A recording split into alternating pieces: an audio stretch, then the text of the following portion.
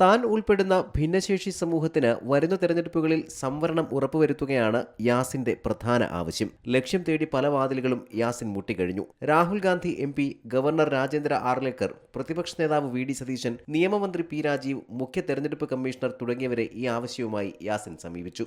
ഈ ലോക്കൽ ബോഡിയിൽ അവർക്ക് കൂടുതൽ ഫണ്ടുകളുണ്ട്, ഇഷ്ടംപോലെ ഫണ്ടുകൾ അവിടെ വരുന്നുണ്ട്. അപ്പോൾ അതൊന്ന് ക്രോഡീകരിച്ച് എത്തേണ്ടവരിലോട്ട് എത്തിക്കാനും പിന്നെ അവർക്കൊരു പ്രാതിനിധ്യം ഇതിന് നമുക്ക് അത്യാവശ്യമാണ്. അവർക്കെന്ന് പറഞ്ഞു കഴിഞ്ഞാൽ ഒരു നേതാവ് ഉണ്ടെങ്കിലാണ് അവരുടെ കാര്യങ്ങൾ പെട്ടെന്ന് നടപ്പിലാക്കാൻ സാധിക്കുള്ളൂ. നമ്മുടെ അയൽ സംസ്ഥാനമായ തമിഴ്നാട്ടിൽ ബഹുമാനപ്പെട്ട മുഖ്യമന്ത്രി സ്റ്റാലിൻ ഇതിനോടെ തന്നെ നടപ്പിലാക്കി കഴിഞ്ഞു. അതുകൊണ്ട് കേരളം ഇത്രത്തോളം ഉന്നതിയിലെത്തുന്ന സാഹചര്യത്തിൽ ഇത് മാത്രം എന്തുകൊണ്ട് നടപ്പിലാക്കിക്കൂടാ? അതാണ് എൻ്റെ ചോദ്യം.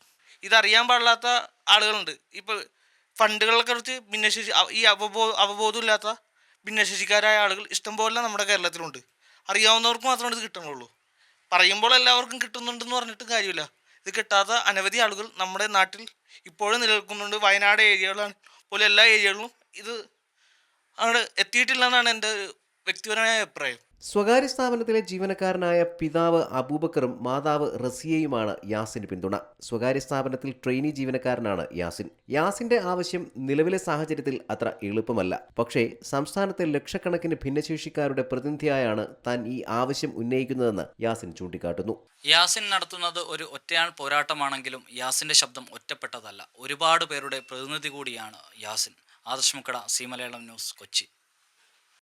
ഏറ്റവും പുതിയ വാർത്തകളും വിശേഷങ്ങളും വിരൽത്തുമ്പിലറിയാൻ സി മലയാളം ന്യൂസ് എല്ലാ ഡിജിറ്റൽ പ്ലാറ്റ്ഫോമുകളിലും ലഭ്യം.